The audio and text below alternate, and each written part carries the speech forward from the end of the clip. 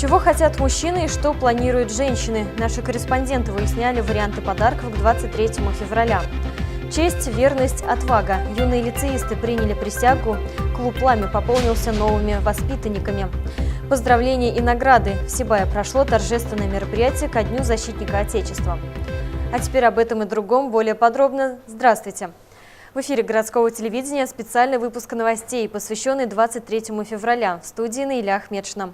Уже завтра вся страна будет отмечать День защитника Отечества. Праздничные мероприятия в нашем городе прошли сегодня, и начались они с торжественного митинга у Вечного огня. Участниками торжественного митинга стали представители военкомата и городской администрации, ветераны боевых действий и обычные горожане. Глава города Халид Хамзович Сулейманов выступил с речью, в которой напомнил о героических страницах истории страны и о весомом вкладе башкирских воинов в победе нашего государства над чужеземными захватчиками. Везде российский народ защищал и конкретно на своих границах и дальних поступах свои интересы, свои границы, своих людей. Мужчины, сегодня мужской день считается, но наряду с мужчинами были всегда и женщины, которые помогали и помогают всегда успешно защищать нашу Родину. Я хочу сегодня поздравить всех присутствующих с Днем защитников Отечества и вспомнить наших героев погибших. После перед собравшимся с торжественной речью выступил Рашид Идрисов, председатель Совета ветеранов города. Участники митинга почтили минутой молчания память воинов, отдавших жизнь служению нашей Родины. В завершении состоялось возложение цветов к подножию памятника. Евдокия Титаренко, Ринат Музафаров, Гульгина Раскильдина, телекомпания СТВ.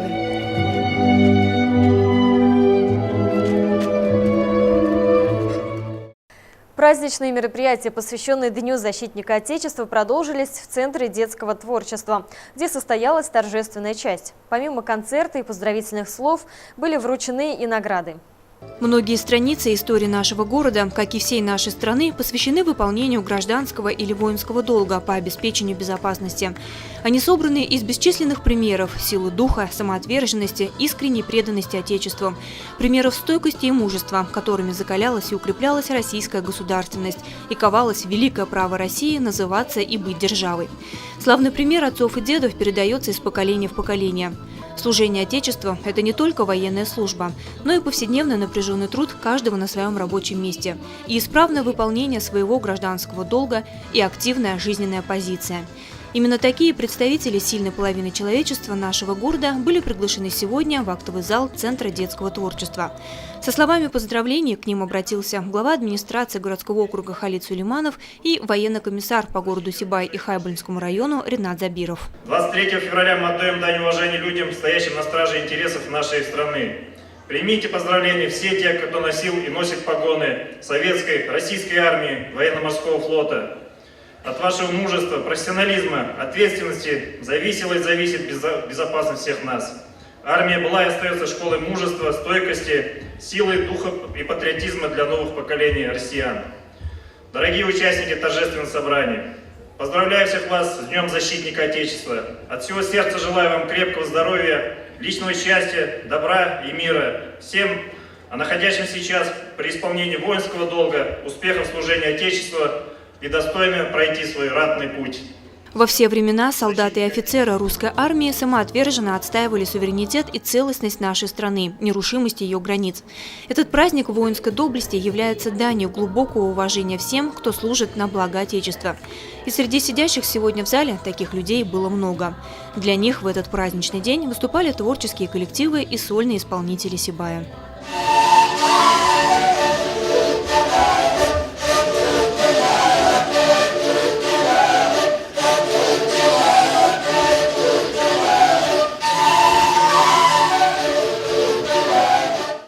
Свои боевые навыки продемонстрировали юные армейцы. Их клуб недавно начал свою работу на базе лицея номер 9. 23 февраля – один из дней, когда мы говорим спасибо ветеранам Второй мировой и локальных войн. когда мы вспоминаем тех, кто ценой своей жизни защитил право России на свободу и независимость, когда мы желаем удачи ребятам, сейчас охраняющим рубежи Родины.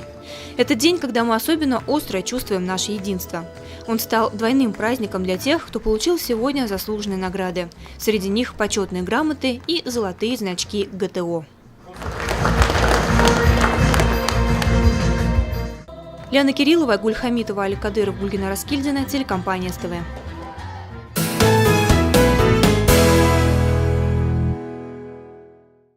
Специальный опрос ко Дню защитника Отечества провел российский центр «Левада». Согласно полученным данным, большинство россиян считают, что наша армия способна защитить страну в случае реальной военной угрозы. В этом уверены 84% опрошенных. 61% респондентов хотят, чтобы их родственники призывного возраста исполнили свой гражданский долг. Эксперты полагают, что престиж армии значительно вырос. Свой долг перед Родиной осознают и будущие защитники Отечества, которые, несмотря на юный возраст, уже делают первые шаги в этом направлении. Накануне более 30 учащихся лицея номер 9 приняли присягу. Подробнее в материале Рената Музафарова.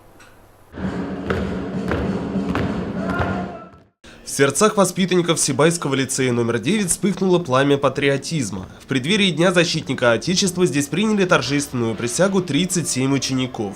Мальчишки и девчонки самых разных возрастов, отныне они не просто лицеисты, но еще и участники военно-патриотического клуба «Пламя», недавно организованного на базе учебного заведения. Я, монах Владимир Рафисович, перед лицом своих товарищей торжественно присягаю на верность своему Отечеству. Честь, верность, отвага, служение идеалам Отечества. В стенах лицея торжественные слова присяги в этот день звучали впервые. Как отмечают ребята, для них эта клятва имеет самое серьезное значение.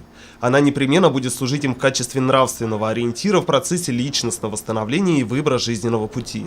Большинство из лицеистов, принявших присягу после окончания учебы, планируют поступать в профильные военные вузы. Для меня это является одним смыслом для жизни. Я буду прислушиваться к клятве, буду следовать ей. После окончания учебы я поеду в город Санкт-Петербург поступать в университет Можайской академии, где именно специальность инженера, военный инженер. Это очень важно, это очень ответственно.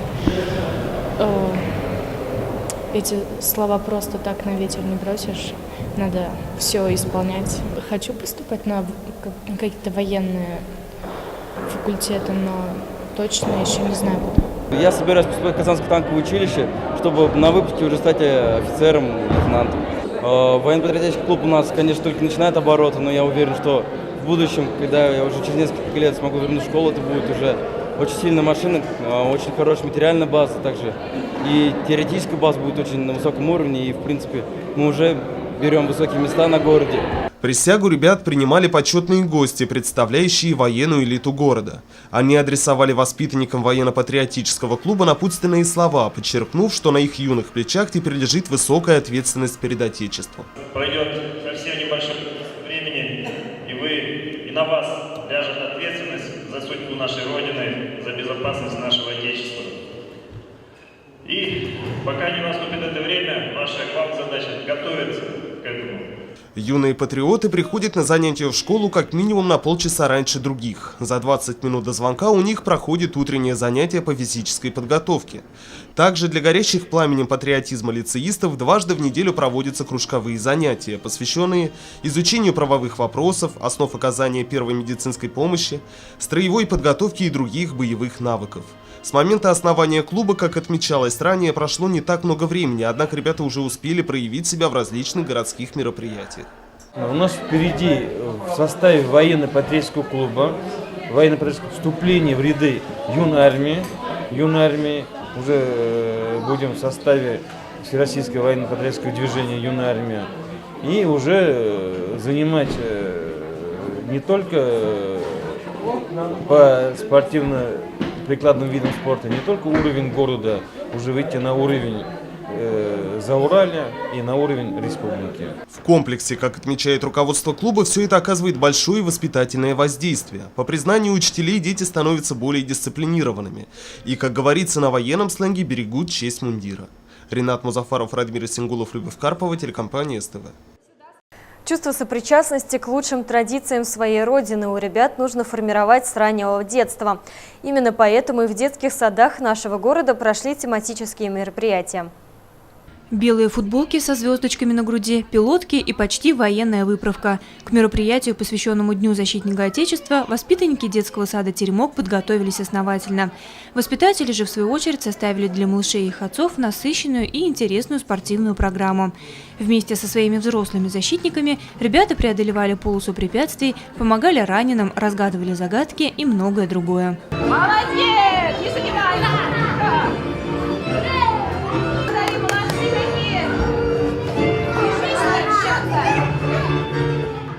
Весело и азартно родители привлекаются к совместной активной деятельности в детском саду. Для ребят же это хороший повод соприкоснуться с истинными значениями слов «мужественность» и «патриотизм». Папы своим примером показывают, каким должен быть настоящий защитник Отечества. Свое понимание настоящего мужчины есть и у малышей. Храбрый. Еще? Добрый. Хороший. Сильный. Мужчина это какой-то сильный, храбрый и смелый, какой никогда ничего не боится. А ты знаешь таких людей? Знаю. Наши папы. Ага. Ты будешь защищать родину? Да. Я буду всегда стоять на посту и никому не дам напасть на нашу родину. Сильным. Угу. А ты знаешь таких людей? Да. И кто же? Папа. Организованный спортивный праздник ярким событием вошел в жизнь каждого ребенка и надолго останется в памяти. А самое главное, что в душе мальчишек и девчонок посеяно еще одно зернышко патриотизма. Лиана Кириллова, Альмира Ишкуватова, Радмир Исенгулов, Любовь Карпова, телекомпания СТВ. По-своему встретили 23 февраля и в городской администрации. Вместо песен и танцев госслужащие вооружились дротиками и шашками. Данил Алибаев расскажет подробнее. Несмотря на высокую занятость, сотрудники администрации всегда стараются уделять время спорту. Для одних это посещение бассейна и поход в тренажерный зал, для других – катание на коньках и спуск с горы на горных лыжах. Периодически госслужащие принимают участие в городских и республиканских соревнованиях. На этот раз в преддверии Дня защитника Отечества было решено провести спортивные состязания внутри коллектива. Выбор остановился на дартсе и игре в шашки. Сильнейших в этих направлениях выявляла только прекрасная половина администрации. Таким неформальным образом женщины решили поздравить своих коллег с 23 февраля. День защитника Отечества – один из важных государственных праздников в Российской Федерации, посвященный нашим защитникам Отечества, солдатам, офицерам, воинам, ветеранам. Поэтому наши женщины, администрация, девушки посвящают сегодняшний турнир нашим мужчинам, работникам администрации. Хотелось бы поздравить, пользуясь случаем, их с наступающим праздником, пожелать всем семейного благополучия, здоровья и мирного неба над головой. Всего участие в мини-турнире приняли 15 сотрудниц городской администрации. Все они продемонстрировали свои таланты и в метании дротиков, и в интеллектуальных боях на черно-белой доске. По результатам дружеских игр места распределились следующим образом. По игре дартс третье место досталось начальнику отдела торговли и предпринимательства Ольге Мостовой. Второго места удостоилась начальник архивного отдела Ниля Зайнуллина. Победителем, а значит самой меткой среди женской половины администрации, стала секретарь Совета городского округа Эльза Мансурова. По шашкам третье место заняла специалист первой категории Нафиса Султанова. Второе место у начальника отдела культуры Элизы Киреевой. Победила в стратегической баталии начальник архивного отдела Ниля Зайнуллина. Данил Алибаев, Алик Кадыров, Любовь Карпова, телекомпания СТВ. И последнее. В связи с приближающимся праздником всех мужчин перед женщинами сейчас стоит непростая задача, что подарить. Ведь поговаривают в народе, что подаришь на 23 февраля, то на 8 марта и получишь. Наши корреспонденты вышли на улицы города и поинтересовались мнениями обеих сторон. Вы знаете, я такой человек, у меня все есть. Жена, дети, поэтому мне как бы больше ничего не надо, все остальное я и так заработаю. И тем не менее, может быть... Что было бы приятно особенно? Что-нибудь такое... Может быть, да. Что-нибудь романтичное. Все-таки любой, даже самый брутальный мужчина, он в душе романтик. Сувениры какие-нибудь. Мне ничего не надо. Пока вроде все есть. На 23 я хотел бы получить спортивный велосипед. Сыночку, да. От моей любимой. Электробритву. Ну, я обычно подарков не жду. Главное внимание. А ты что хотел бы получить, скажи? Закончить учебу. Побыстрее. А от кого это зависит? Скажи мне, пожалуйста. От учителей. На 23 закончить? Да. Подарок должен быть в любом случае. Ну, не должен быть, а как сказать, а подарок есть подарок. Принимаешь какой есть. Ну, обычно дешевые подарки есть, бывают. А вы какие хотели бы? Ну, может, есть какие-то подарки, которые прям очень, кстати, Мы рады на любой подарок. Спортбайк Honda CBR 600-кубовый.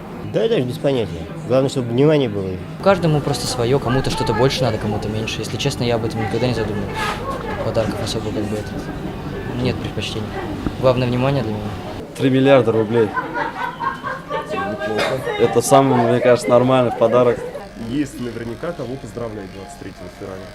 Да, у меня зять и внук. А какие подарки вы им дарите? Все по фэншую, носки, трусы, ничего лишнего. Гаджеты обычно. Мужу, как обычно, косметику. В прошлом году банальный подарок был деньги. А еще? Позапрошлом году. Позапрошлом тоже, наверное, деньги. Ну, конкретно не могу вспомнить, но в этом году что-то будет интересное, я так думаю. Чаепитие. И хватит. Ну, чаепитие. А в прошлом году? В прошлом году. Может, презенты? Ну, мы дарили кружки, так как у нас мало одногруппников. Я жду своих близких в гости. Это мой сын. Я очень рада за него. И я дарю ему свою материнскую любовь. Ну, естественно, и подарок. Ну, что-нибудь такое. Из сувенира или из одежды. Туалетную воду. Не знаю, что ему надо будет. Ну, наверное, хорошую рубашку подарю. Одеколон хороший. Вот. Так, мужчинам что еще можно дарить? У меня еще сын есть на севере. Это зять есть. Мы им сейчас вот автобусом посылку отправили. А что отправили? 23 февраля. Ну, там продукты отправили. Ну, бутылку коньяка. Для старшего сына одеколон, младшему там брюки, шапку, что-нибудь такое. Ну, самый лучший для ребенка, я думаю, подарок это то, что он любит строить, лего. Ну, как обычно, носки, трусы, бритвенный станок. За год уже, наверное, все износилось. Ну, это такая традиция, да? Традиция.